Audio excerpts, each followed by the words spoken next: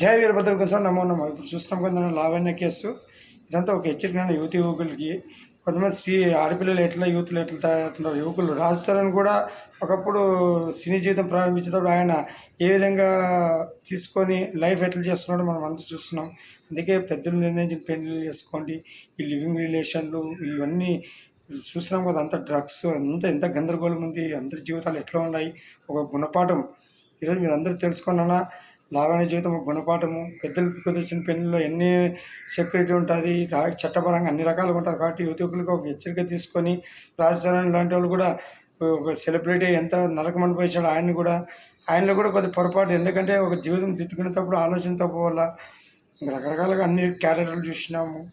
మస్తాన్ సాయి కానీ ఇంకా రకరకాల చింటూ ఇవన్నీ వీళ్ళంతా ఒక వీరభద్రయుగం కాబట్టి అన్ని కర్మలన్నీ బయటకు తీస్తున్నామన్న. తస్మాత్ వీరభద్రయుగము తప్పెవరు చేసినా తప్పించుకోలేరు. ఇది ఒక గుణపాఠం యువకులకి. జై వీరన్ సార్.